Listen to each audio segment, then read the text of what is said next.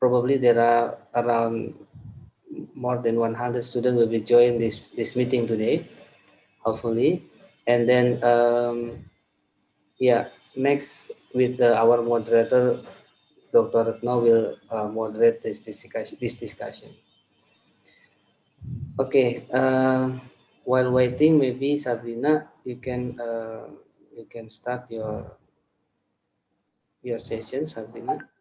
Okay, so can I start right now? Yes, please. Okay. Assalamualaikum warahmatullahi wabarakatuh. Waalaikumsalam. Waalaikumsalam. Salam. Good morning, everyone. My name is Sabrina Zata Shifa. It's a very special occasion for me to be the master of ceremony on this very special occasion today at the guest lecture of marketing management. First of all, let's reciting our gratefulness to Allah Subhanahu wa Ta'ala, who has given us His grace in the form of guidance, happiness, healthy, and mercy, so we can attend and participate in this special event without any obstacles. Salawat and salam upon our Prophet Muhammad SAW, who had brought us from the path of the darkness to the path of the light. I also would like to welcome Mrs. Samaneh Solaimi, PhD. Welcome, Miss. And also as our speaker today, and also Mrs. Retno Widowati, PA, MSI, PhD, as our moderator today. And this special event, we have several agenda as follows. And the first one is opening, and the material about tourism marketing in digital era that will be delivered by Mrs. Samaneh Solaimi, PhD. And the discussion that will be guided by our moderator, Mrs. Retno Widowati, and then closing. Well, first let's begin this event by reciting Basmalah. Bismillahirrahmanirrahim. Bismillahirrahmanirrahim. All right, move on to the next agenda is the main topic that will be delivered by Mrs. Samaneh Solaimi, PhD, about tourism marketing in digital era. So time is yours, Miss.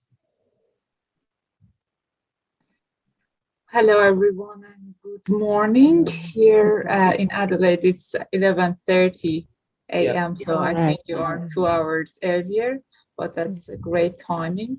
You can hear me well, isn't it? Yes. Yes, great.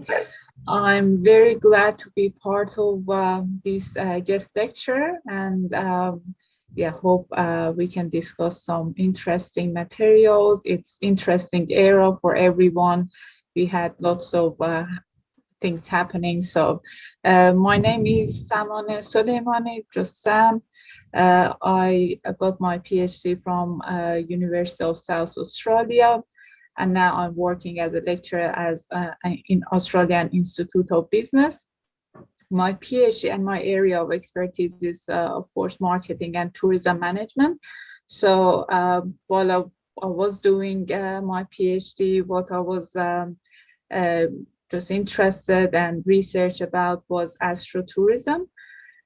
So astrotourism, what I meant by that is people who are interested to do stargazing and eclipse chasing and, do observations, because I think the sky and particularly night sky is one of our heritages, and we link it back to many, faith and religions and all of that. But now with all of the light pollutions, it's not anymore that much. We're not saving that, basically. So what I was interested to discuss was that, who are still interested, how we can promote those kind of destinations. And I just talked on that because I think Indonesia also can benefit, especially the rural areas, can benefit from these type of tourism that are involved with nature-based tourism and heritage tourism and all of that. But we can discuss that later if we've got a bit of chance. But today we are going to discuss, and unfortunately I lost my slides, which was very unfortunate. I always have autosave on, but this time it wasn't on. I don't know what happened, but I was preparing that and I lost them. So I mainly talk about things. It's not, I don't have that much of interactive slides anymore, so hopefully you don't get bored. But we want to talk about tourism marketing in digital era, and these are what I'm going to discuss about. So First of all is when we say, just very quickly, so show again this one. So the slide is just the topics. And can you see my slide now, or is it? Yes. Yes, yeah, okay. Yes. So the digitalization fact is, and especially tourism, when we want to talk about tourism marketing in digital era, first we need to know what's the digitalization. And that is what we are applying the digital technologies in our today's life. So what we know now is that, digital technologies are really changing the way people live, work, travel, do businesses. So all of these are changing based on the digital technologies. So at the same time, tourism is also transforming and reshaping with the same effect. So there are different uptake or of digital technologies across countries, sectors, organizations, places. So not everyone is embracing or using these digital technologies, and it is different from country to country. So I'm sure that you can relate to that, that even from a city to another city, it's different. But the thing is that now, especially with the pandemic and all of that was across the globe, not only within a city or within a country, everyone tried to embrace it. Now, I'm sure that 2 years ago, there were not that much of using Zoom application for the education sector, but now everyone is using Zoom now, the same that we are doing here at the moment.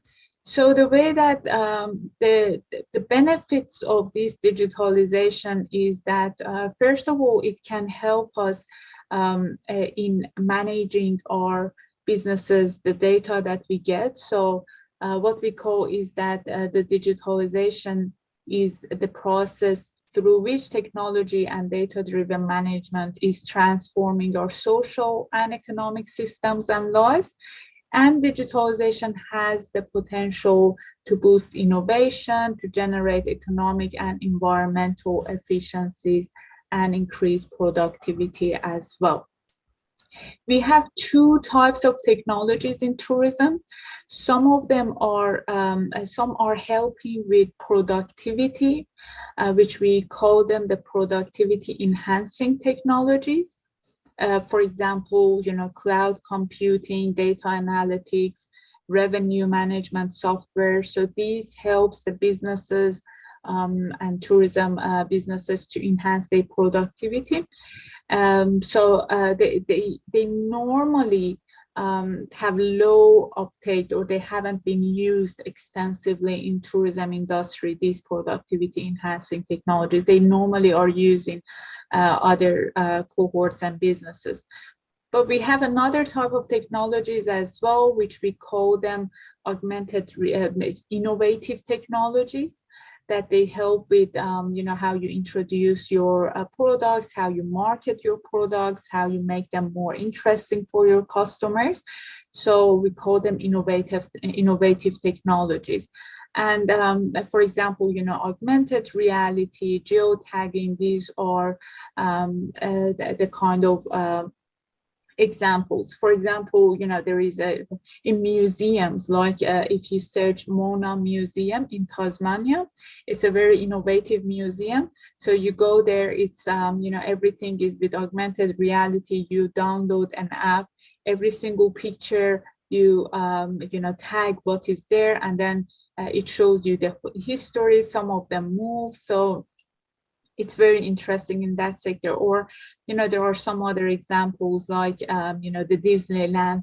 You just have a wristband, so they listen to the customer that they are always come with their kids, and if they want to have lots of money or I don't know, bags with themselves, it makes their experience a bit annoying. So they have this wristband that they have already book their adventure that they want to take, and they already have some loads of money in that. So they go and they just scan their wristband and they use the facilities. So these kind of innovations are very helping both consumers and businesses. So that's the main thing. Technologies that are shaping the tourism ecosystem as of now are, for example, mobile technology or cloud computing. These cloud technologies, which we call, with Wi-Fi, with international mobile plans, make mobile devices an aid for travel aid. So that previous times, I don't know, 20, 30 years ago, you go to travel, you needed to have big maps and all of that. Now you have Google Maps. And it's not only for navigating your way, it's also that you check the rating of the tourism businesses, accommodations, restaurant, everything you have in your mobile, and you can just navigate where to go and what's the quality of their service and all of that. So that's how it's not, very far from us, I would say. So we all are dealing with kind of technologies, even if we have a mobile and we're using Google Maps. And that's one of the things, especially as graduate, and as you as tourism students, probably maybe some businesses ask you, what do you think that we need to do in order to enhance our business? What are your suggestions that now you have done the tourism marketing in digital era? And these are some of the small things that businesses can enhance to promote their businesses. Basically, even their location in the Google map, does it come up? And these are not the ones that are paid, these are just organic ones. So you just can help them with their navigation if their opening hours is the same. For example, 2 nights ago we went to a restaurant, and we said we wish that you were open during the week as well. And he said, we are open 7 days a week. But we said, no, in the Google map, it said you're only open for the weekend on Saturday and Sunday. So you see that and we wanted to go there for several times, but it was during the week. So we didn't go because it was the information in the Google map. So we didn't bother to even call the business. We said that, okay, they checked it and it's accurate. So you see that, how we are really dependent now on the information that we get from these, websites and from the mobile that we have. And it's very important for, businesses to take into account those ones. Or, for example, for the cloud computing, we say that, the mobile payment or online booking. For many cases, if you go to even a restaurant and you say that you only need to pay by cash, at least in Australia, it's very inconvenient. So, okay, what happens to your, machine? So these kind of things and links are all together. Then we have data analytics. This is another technology that is shaping the tourism ecosystem, which is, we say that in the digital era, consumers and businesses are new generation that are really using new data. And this data analytics, it is just production of the data in the real time.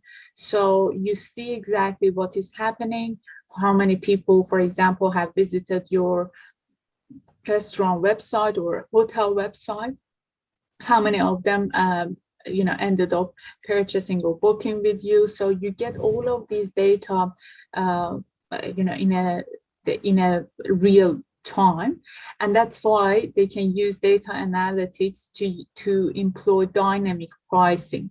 For example, in hotels, if they see that they don't have that much of customers today, they say that reduce 10% of the price, or give this kind of discount. And these are very dynamic ones. They even they give them algorithm to just decide that when they want to change it. After, for example, if their visit was less than this amount of people, they wasn't visited, for example, by 10 people in a day, so you reduce the price or increase the price if you see that there is a high demand and many people are visiting the website. They just decide that they can increase the price. So that's how they use and employ data analytics to help with their decisions in that sense. There is another technology of artificial intelligence, AI. You heard of that a lot. So all of the chatbots, all of the voice technology that enable customers to undertake internet searches, digital check-in, access digital concierge services, all of the voice assistants and smart rooms in the hotels, they are working with artificial intelligence. And this kind of technology helps more to personalize, customize, and on-demand service. So maybe it is a bit frightening as well. And I know that there is a big debate normally, and if there was a chance we could discuss it, but I think we don't have time for that. But many people are a bit I would say afraid of sharing all of their information, and they are worried about all of okay, now internet or websites, they know all about me, they know what I like. So it's kind of from ethical perspective they are worried, and there are many discussions from privacy part of the view. Many people are not really comfortable with sharing all of their information, or even they know that all the time their mobile is listening to them, and if it's activated, it's listening to them. So this is one point of view, but the other one also, many people also like it because, for example, you go and for example, for a travel, if you are interested in skydiving, you go to several websites, you check them, and automatically some of the good deals that are about skydiving, they come on your way, or they know that, okay, you are an adventurous type of traveler. So the website will just propose you those kind of adventurous activities, which is going to save your time basically. Or for example, you go to Amazon or Kindle, you want to buy a book. If you are interested in psychology, it's going to give you some recommendations of the psychology books rather than recommend your kids book. So it's waste your time on the books that you are not really interested. So like everything, there is really pros and cons of all of these technologies and different debates about different things. We have regulatory officers now, all of them are trying to bring all of those ethical and moral rules also into play that make it a bit more regulated. We've got Internet of Things, which we call it IoT, that can really, again, produce, interlink all of the sensors, data, and automation to produce real-time insights and information for marketing and managing tourism, for improving visitor experiences, for increasing operational and resource efficiencies, and also reducing environmental impacts. That's how we call it, that they use it in the cities as well, and they are trying to make it a smart cities, that everything is linked together, and those kind of innovations. Then we get to augmented reality or virtual reality, which these kind of features are normally more for the advertising materials. They are very good for promoting a service or promoting a kind of experience. So they are basically used for gamification and augmented visitor experiences in the destination. And they are also travel assistant that guide users through all of those complex transport way. So with augmented reality, if you remember a game that became very popular, Pokemon, is a good example of augmented reality, that it just comes over different things. For virtual reality is normally when you use goggles and you play, or you go even to travel with virtual reality. Before, there was a research that we were doing that with virtual reality we impose travelers to use a goggle, and we showed them a region, one of the popular regions, wineries of the Adelaide, and we said that here's the region, and what's your feeling. And the result was that after they saw it through virtual reality and they sensed that they were there, it was the part of their plan to go and visit that place in the real and in a person to person as well. So that's how you can use all of these virtual realities, or different facilities, but we are talking only how we can apply it in tourism, not in everything else. We've got blockchain also, which is a different era, but it is one of the technologies also that it's getting popular. One of the things that is important is how we are doing the digitalization for tourism SMEs, small medium enterprises, or small businesses in short. So that's one of the things that is very important for small businesses also to embrace the technology and advancing themselves. So digitalization is really bringing lots of opportunities for these small businesses to access new markets, to develop new tourism products and services, and also bring lots of potential benefits to them, so they can, it can help them to become more efficient, to free up some time and resources to focus more on the strategic task, and also increase the capacity to develop new business models, enter new markets again, or also even play in an internationalized area. So think of your the restaurant that was one day only visited by local people that were in that area. Now with all of this digitalization, if you search best restaurant in one of the cities in Adelaide, many businesses came up that you never would reach them if it wasn't for the Google.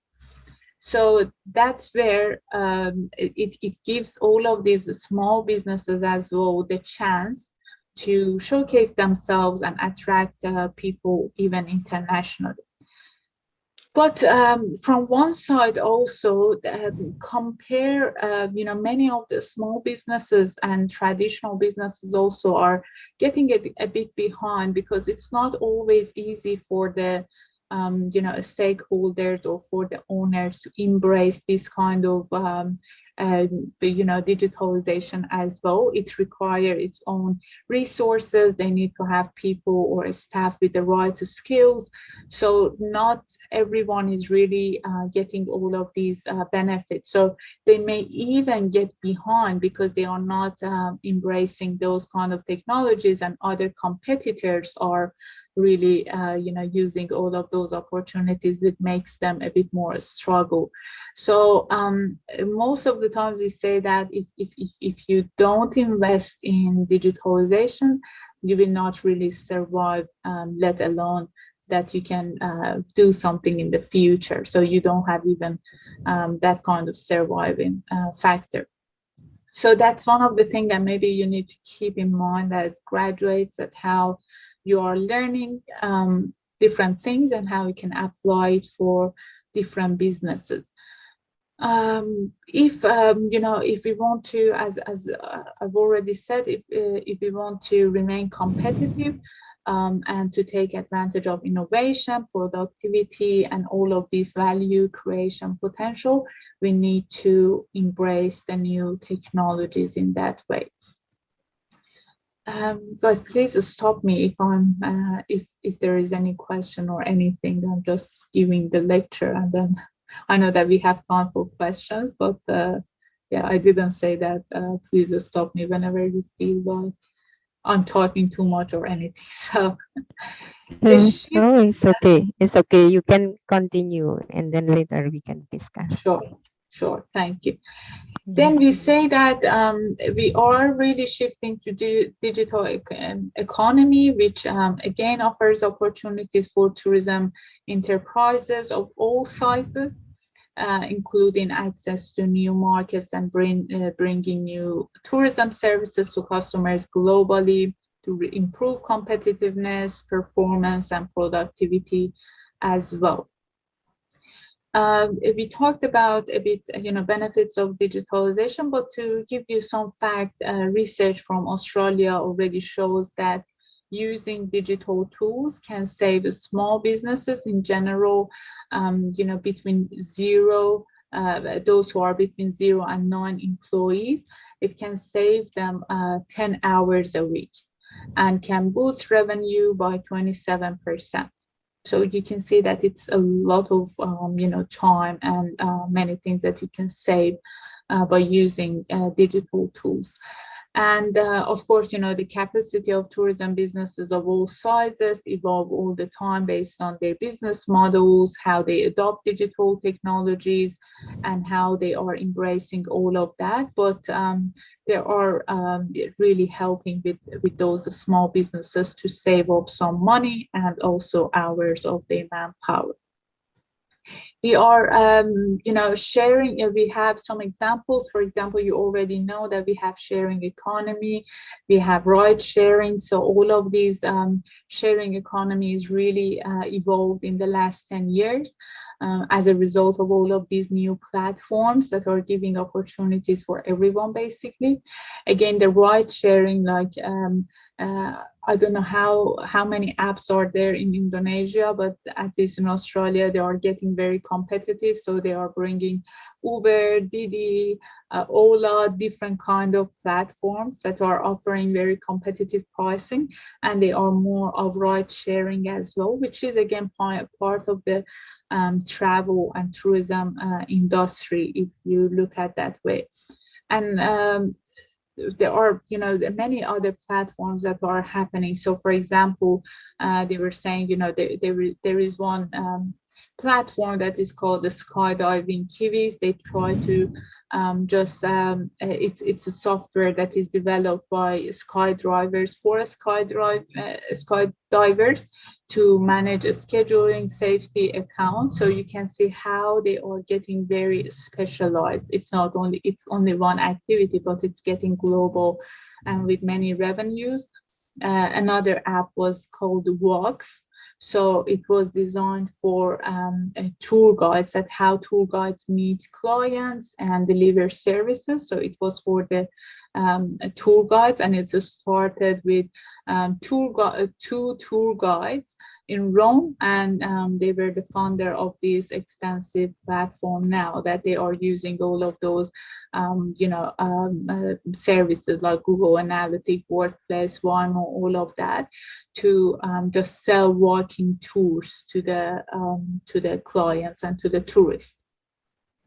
Then there are different, better than me, there are many apps that you're using as well. One of them again is TouristWise, which is really helping the visitors to enhance engagement through AR, gamification, language translation, promotion, ticket sales, and all of that, which they call it TouristWise. And there are many of those examples that I'm sure that you come across if you have traveled or within your city as well.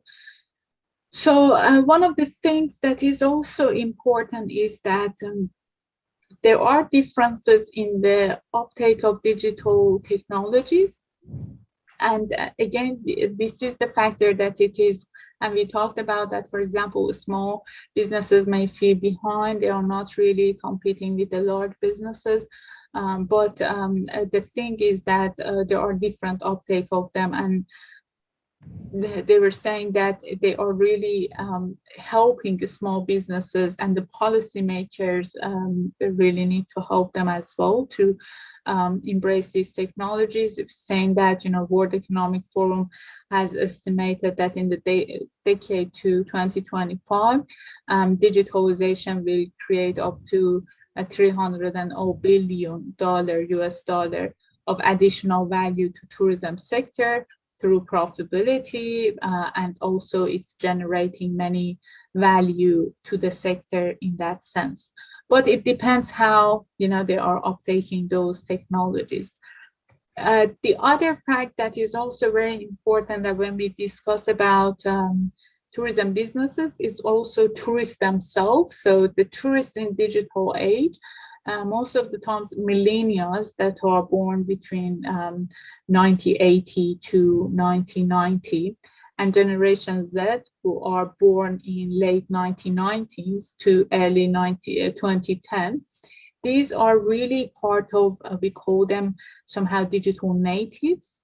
They have grown up with these kind of technologies, and they expect all of these innovations by the businesses.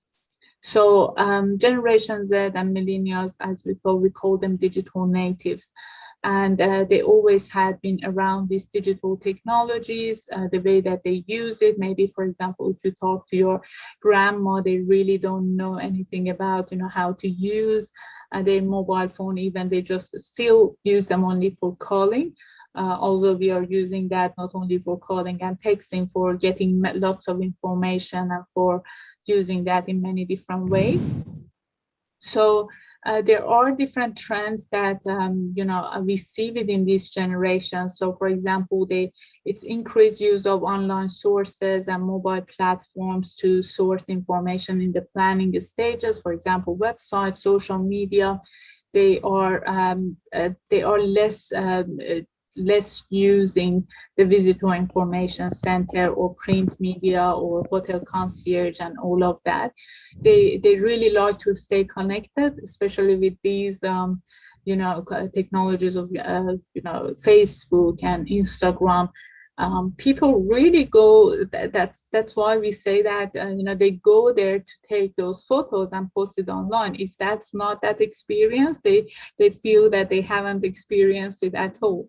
So most of the time they really go to those places for those photos and for their page, which I'm not fond of, but that's the reality of how it is working in today's world, basically.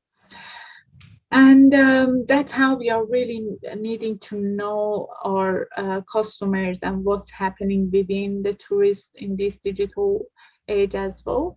We've got some key trends in tourism as well, like, for example, automation and robotics that are key trends in tourism now, especially. You see that we've already said with chatbots and everything, but there are also robot staff that are used in some hotels. Japan was one of the founders that they are using those robot staff to serve the food and drinks and those kind of things. I haven't encountered one of them yet, but I saw the videos, as I'm sure that you also have seen those videos, those videos. But they are really getting popular in that sense. There are some, we have said all of these and how good it is to embrace the digital technologies and all of that. But, based on, my experience and being in marketing for some time now, there are some final thoughts here. And the thing is that, we often get distracted as a businesses. If you are giving some consultation to businesses, or if you are working as a, tourism marketer in some businesses, we often get distracted by, we need to be everywhere and we need to use all of these technologies, or even, if you talk about social media marketing, you would say that, I need to be, we need to have page in every platform, in Instagram, Facebook, LinkedIn, this and that. But the thing is that we really need to focus and go back to basic and start seeing that, okay, we have a business, what's the problem? What is that we are dealing with? What is not really working well? and then start strategizing based on that and knowing our customers. So if, for example, you have a product for businesses, you really don't need to be, for example, in Facebook, because not your people and your customers are not really active, for example, maybe in Facebook or in Instagram. Maybe they are active in LinkedIn. So you really need to, for every single thing that you want to plan, if you want to, promote augmented reality, but your tools are, for example, for senior citizens, that they are not really interested in these kind of things, why do you need to, invest lots of money and time to promote the app or augmented reality that is not really serving your target market? So again, we talk about all of these innovations and we talk about all of these digital technologies, but the main thing again is that we need to get back to our board, understand that who are our customers, what is the nature of our businesses, how we are serving the people and how we are serving our tourists and customers, and knowing them very well, when they, what they are interested in, what kind of technology, what kind of platform, what is really helping them to get to the services that they would like to get. That's the main thing, and then strategize and plan for that. Yeah, that was it. I hope that I was on time. And I'm stopping the share, but yeah, let me. Ms. Samanes Ramini, PhD, for your speech. And now we will ask the students or participant to ask question or comment or something. We have about 20 minutes for that. Please raise your hand. Sorry, ma'am. Yeah. A question from the students in the message. Oh, really? All right. Okay. So firstly, from Ali Said, we know that there are still places that are more natural or hold to the traditions of ancestors. And for us, it is certainly a unique and intriguing place. Is such a place an opportunity to travel and tourism starters? If that's an opportunity, how do we combine the progress of digital age and traditional culture to open travel opportunities, or should we leave them alone? Thank you. All right. That was a very Can good you get? question. Yeah. Yep. It's Ali, tourism marketing. Yeah. and that's one of the struggles, to be honest, of tourism providers, because many cities, or as you've said, there are some natural places that you don't really want to ruin, which we call them over tourism, with bombarding tourists from everywhere. So that's where if you are a tourism provider, you have access, or you are marketing those kind of places, you need to be very careful. First of all, of course, we can promote them. There are lots of ways to do that. If you, for example, create a documentary and share it in the YouTube, for example, and in social media, it attracts lots of people to come there. But at the same time, you want to make sure that you have infrastructure and you can manage that tourism flow as well, because you don't want, if it's a natural place and it's for ancestors and all of that, you really don't want to ruin them as well. And we know that it was the case for many places until now, at least. So that kind of management is really important. For example, what I was also sharing about, promoting astrotourism. So for astrotourism, we know that one of the key things is that low light pollution. But we know that it's against of all of these, building towers and building lots of, lights here, there, everywhere should be light. So we're kind of contradicting, what is happening in the world. So we need to be very careful in that era as well. Hope All it right. answers your question, Ali. Okay. Ali, do you get all the question? A very good suggestion from Miss Mane. Thank That's you. clear enough. Yeah, thank you. And now another question is from Elvira Yolanda. What are the challenges in tourism marketing in the digital era? How to overcome these challenges? Yeah. It's a Okay. very Yeah. overall question. One of the challenges, of course, is that knowing customer. Another challenges for tourism marketing is that it's based on what kind of businesses you're in. Is it small enterprise? Is it a big one? Another thing is that because it is digital era and customers have access to many things, they are more demanding. So you need to be very careful with all of the services that you provide. It needs to be high quality and all of that, which is really one of the things that people struggle, because you can't always deliver very high quality service, but the minute that you don't do that, it's captured everywhere in Google here and there, which gives businesses that pressure always that we need to be on top. And those are some of the challenges that I see, but it's many more, of course.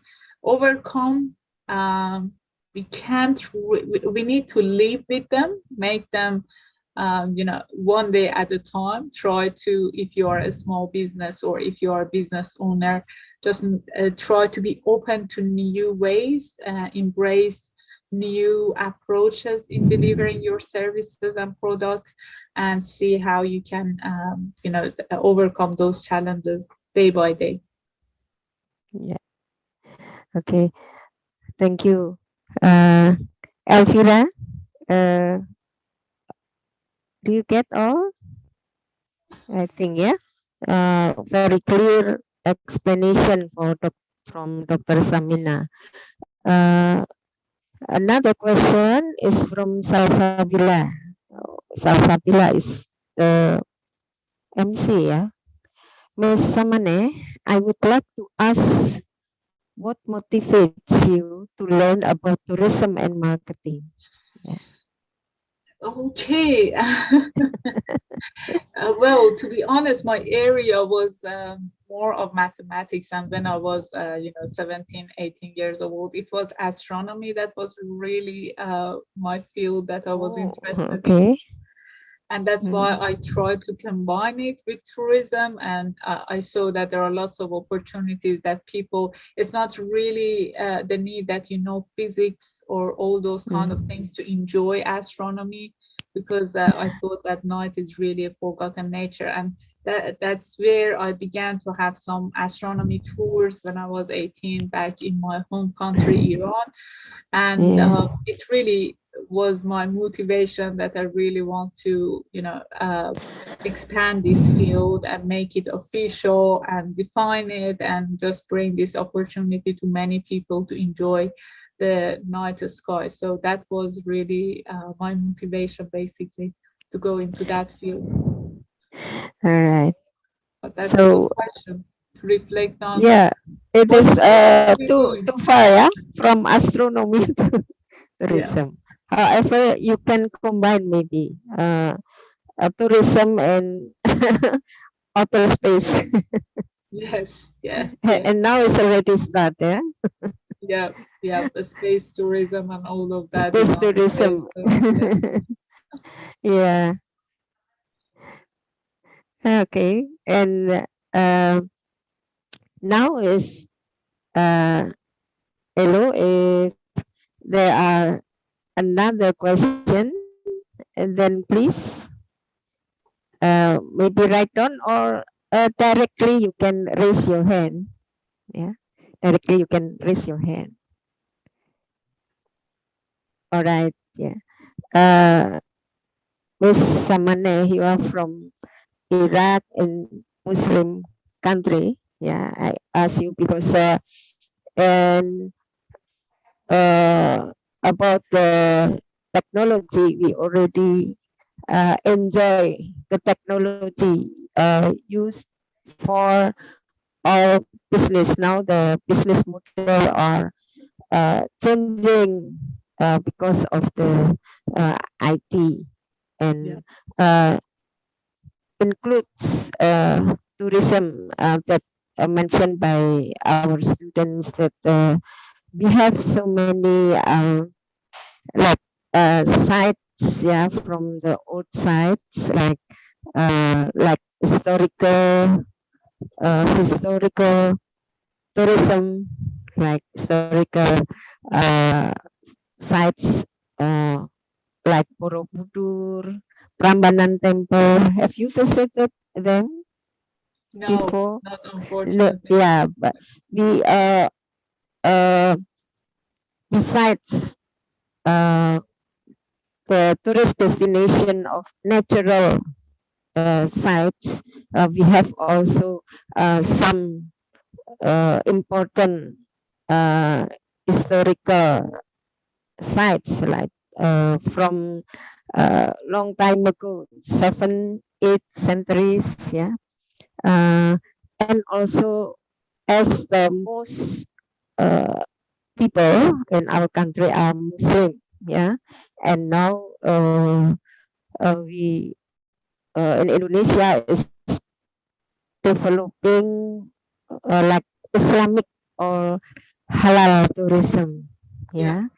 And we know, even to if we go to other country that not the majority is Muslim, but because the tourist is Muslim, then they develop the uh, halal or Islamic tourism. Yeah. Yeah, Uh, exactly. what is your opinion about this? How about in Australia? Are there any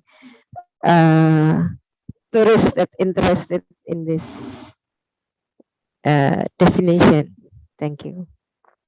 It's really a big trend that coming on the way. I even know that there is a journal that is already established Yeah, a few yeah, months ago about yeah, yeah, religious tourism and Islam tourism as well. I mm, know that at least in Australia, because it's a multicultural country as yeah, well, not yeah, only for tourists, for the people that are living yeah, here as well, mm, they are embracing all of, respecting every yeah, kind of culture and religious. So, for yeah, example, if you go to a restaurant, normally they have all of these options that if you are interested in halal food or those kind of yeah, things, you can order separately to them. So yeah, that I think it's getting more um, more applied to everywhere now as it mm, goes by and as the time goes by. So yes, I think as I've already said, the only thing is that when we have all of those historical places and even religious places that are relevant to the history, the key point is that how we manage them and how we build that infrastructure, because you don't want to attract many tourists, but you're not ready for that. It's the main thing for mm, every single thing that we have. And I hope that in the countries, I know that for Australia, because I compare it with Iran, which Iran is also really a developing country. They are not really as thoughtful, I would say, as when it comes to Australia, which is really a developed country. When they come to all of these policies and how they manage the infrastructure and all of that, which I think is the key mm, in long run. yeah. All right. Thank you. So because you are from the two different place, yeah, your home country is there in Mediterranean or Persian uh, countries, and now you live in Australia. Very Yes. different, but we hope that before is our foreign tourists at the most are from Australia, but of course uh, after bombing and release again, but then pandemic, corona pandemic, then very difficult for the company, even if it's a small or medium company, that the most they offer business for tourist destination. Yeah, yeah, very affected by the uh, corona disease. Yeah. Yeah. Yeah. All right. Yeah. Okay. We still have uh, 5 minutes more.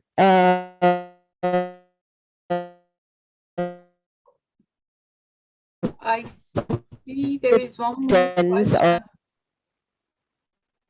yeah.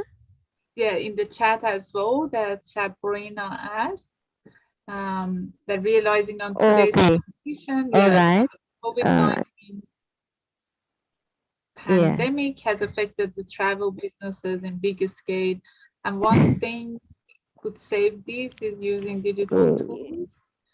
But what is the most effective way in using digital tools for travel businesses? Business. Is it just a This is digital promotion, or is it possible to have virtual reality? And I know that when I see examples, like for example, if you go to Google Tour, they are creating all of these virtual reality kind of tours as well, especially during the pandemic for the past 2 years. Many destinations try to introduce, and if you have Google, and you know that the goggles around the virtual reality goggles around, I don't know, even 7 years ago, they were so expensive. But now, as they are really getting more popular and everyone's using that, even the price is reducing, it reduced a lot. So you can get a pair, if it was, I don't know, 700, you can get it now with $50, which is very cheap in Australia. And that's why they are really promoting those kind of virtual reality tours. Um, I don't know if it's going, because many people are just afraid that it's going to replace what is the real world travel, but many also would say that no, it encouraged people to even go and see those things in reality. It wasn't even uh, about the tours or the places. Even they are now embracing this virtual reality technology for events. So for example, if it was a theater or if it was an orchestra or a concert, they try to just with using virtual reality, so you think that you're really sitting in the audience, and wherever you see around yourself is the theater. So they are embracing those kind of things, especially during the COVID that people couldn't go there. So they are using those kind of elements. And yeah, unfortunately, I don't have Instagram. I got a question in the private one. Unfortunately, no. But I'm in Facebook, so. But thank you very All much right. for the great session. Okay. Thank you. Thank you very much. Yeah. Yeah. Okay. Thank you very much, You're very welcome. Dr. Samane, for all the speech, very interesting speech. And we have last time more than 100%, but now some are leave maybe for classes. Yeah. Thank you. Very interesting. And if we conclude that digitalization for the tourism is very important. Yeah, provide us many opportunities and also benefits. Yeah, and it will affect all the business, including tourism, is digitalization. And for example, is for the promotion, yeah, promotion in um, all the media, social media, internet, everything. Even if in Yogyakarta, especially, we have beautiful beaches in the Yes. south, and very nice volcano active. The most includes the most active volcano in the world. Yeah. So in the small area. So even every time they found the new spot of tourist destination in beaches. Yeah.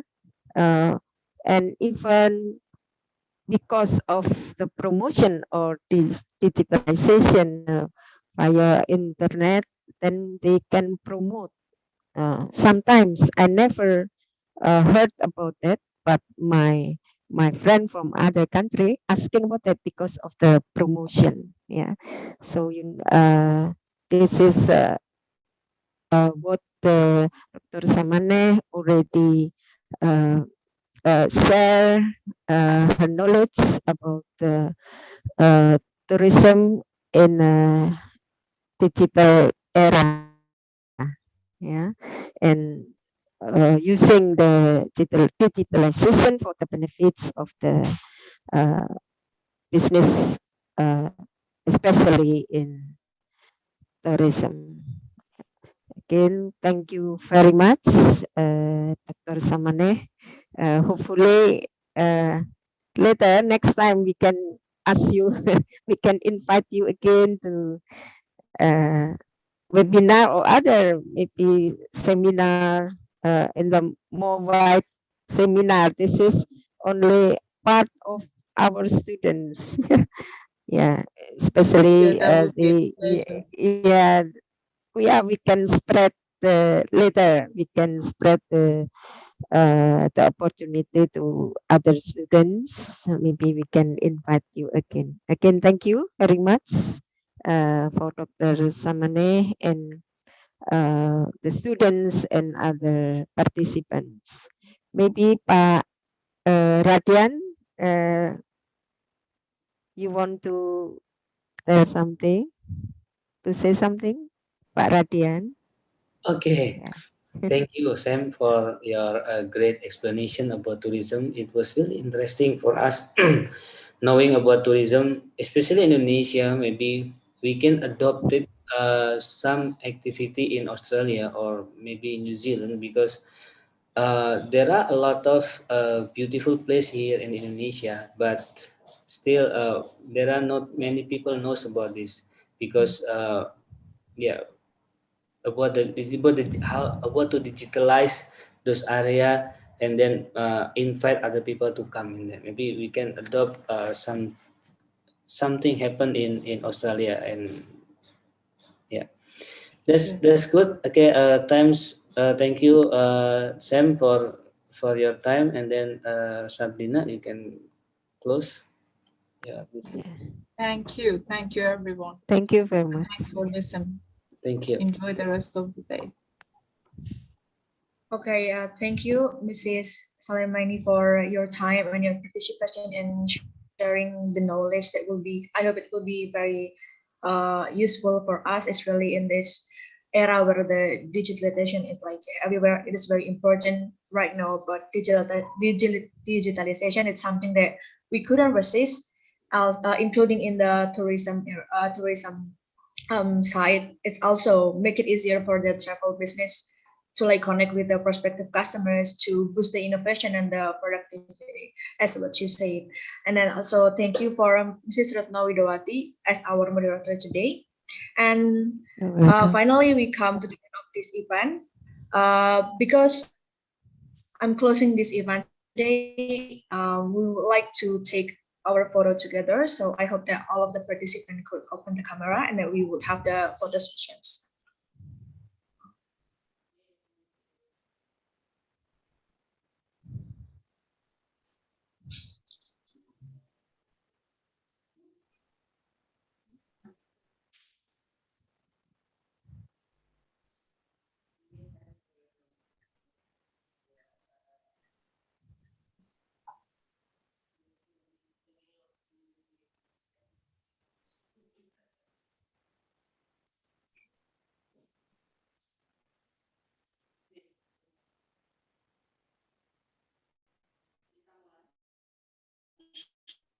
Okay, thank you everyone. Thank you, Mrs. Soleimani. Thank you, Mrs. Retno. Thank you, Mr. Radian, for this time. Thank you for also all of the attendance today. Let's reciting Hamdalah as the closing of this event. Alhamdulillahirabbil alamin. See you in the next guest lecture. Alhamdulillahirabbil alamin. Warahmatullahi wabarakatuh. Waalaikumsalam. Thank you. Waalaikumsalam warahmatullahi wabarakatuh, Pak Radian. Thank you, Bu Retno. Sama-sama.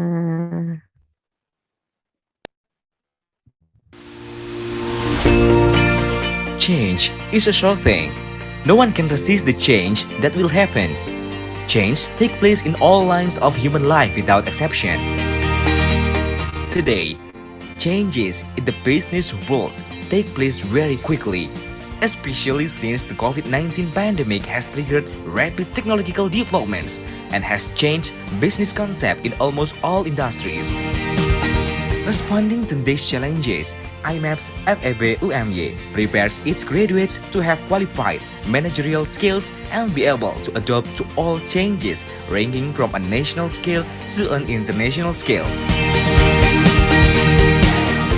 In addition, IMaBs FEB UMY graduates will also be equipped with entrepreneurial skills, where later IMaBs FEB UMY alumni will not only be able to meet the needs of employment opportunities, but also open new jobs. This is in accordance with UMY vision to become the leading entrepreneur university in 2030, academipreneurial university in 2035, and become sociopreneurial university in 2040.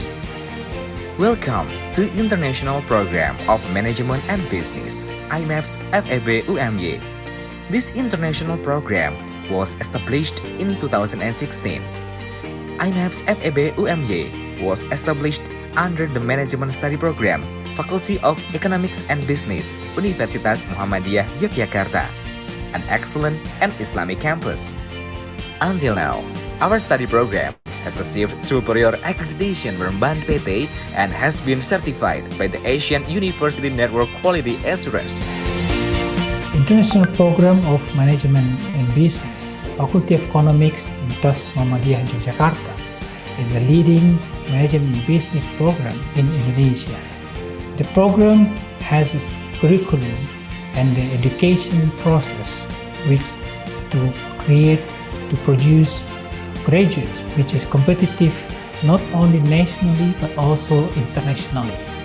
The program gives the opportunity for students to have the exchange student to many countries that they want: Malaysia, Thailand, Taiwan, South Korea, Japan, Turkey, Spain, and other European countries that the student likes. This gives the student with the international exposure, and that will give the competitive advantage for the student so that they are very competitive when they graduate. The graduate of this program has got a job in many areas, in multinational companies, government agencies, and also as entrepreneurs. I really encourage you to join this program for your bright futures. Good luck. The aim of the International Program of Management and Business is to provide managerial competence and technology-based entrepreneurship at an international level. To achieve this goal, IMaBs FEB UMY is committed to becoming the center of excellence in management by practicing the 5 values in IMaBs, namely I. Innovative. Focus on talent and competence development, which provides flexibility to innovate fast. Mature. Create a learning environment which consists of practical and hands-on content. Adaptive. Equip the student with proper knowledge in achieving the associated result from the disruptive change. Balance. Generate a well-defined capability to integrate soft skill and hard skill competence. Synergy. Minimize the gap between what academic offer and what industry needs by continuously interacting with industry. Our vision is to become a reputable undergraduate program in Southeast Asia in 2025 in the field of management and entrepreneurship based on faith, devotion, science, and technology. In order to create graduates with a global perspective, IMaBs FEB UMY has also collaborated with various universities from several countries, such as New Zealand, Australia, UK, China, Japan, Malaysia, Spain, Taiwan, Thailand, and Turkey. IMaBs FEB UMY has several excellence programs, such as first, English Incentive Course. The purpose of the English course is to improve the students' English language skill, especially to improve the students' TOEFL score. This course is given to students semester 1 to semester 4. In order to ensure the quality of English language learning, IMaBs already has MOU with a credible English language education institution. Second, Overseas Fieldwork Lecture KKL abroad and carry out by cooperating with industry partner abroad. Through this program, students will be invited to visit and watch the company's business process. Third, internship overseas. To increase students' ability, IMaBs has also developed internship program with various companies abroad. All of these activities are designed to produce excellent individuals with hard skill and soft skill who can compete on international level. Fourth, student exchange. IMaBs students will have the opportunity to carry out credit transfer or student exchange programs to several universities that have collaborated with IMaBs FEB UMY from various countries such as Malaysia, Thailand, Taiwan, China, Korea, Turkey, and Spain. In addition, IMaBs has also accepted several students from Congo, Gambia, Palestine, and United Arab Emirates as full-time students at IMaBs. Fifth, international conference delegation. Sixth, foreign and domestic lecturer guest lecture. Another activity conducted at IMaBs is to invite visiting professors from various countries. IMaBs also invites practitioners from various fields to provide provision for both hard skill and soft skill for IMaBs students. Another program launched by IMaBs is the Summer School, which offers a variety of courses that not only study about the material but also directly practice with practitioners. Assalamualaikum warahmatullahi wabarakatuh. Alhamdulillahirabbil alamin. Wassalatu wassalamu ala asyrafil anbiya'i wal mursalin wa ala alihi wa sahbihi ajmain amma ba'du. Welcome to the International Program of Management and Business, Universitas Muhammadiyah Yogyakarta. This program is part of Management Department, Universitas Muhammadiyah Yogyakarta. The vision for this program is to educate, to empower, and to enrich students with the international network based on Islamic and local wisdoms. In order to implement those vision, we are doing several activities such as doing a visiting professor, summer school, student exchange, and also internship overseas. Those activities will be helpful for students to combine their ability, to combine their hard skill and also soft skill. So, by joining IMaBs, you will be able to combine your hard skill and soft skill. So, please come and see and join IMaBs. Thank you. Billahi taufiq wal hidayah. Assalamualaikum warahmatullahi wabarakatuh. Supported by professional lecturers and have a scientific capacity that is up to date in accordance with the current development of the industry. So, it's no wonder there are so many achievements that IMaBs students get in the national or international regional level. IMaBs students are prepared to become graduates who excel in the fields of managership and entrepreneurship to see existing business opportunities. IMaBs UMY, the Center of Excellence in Management.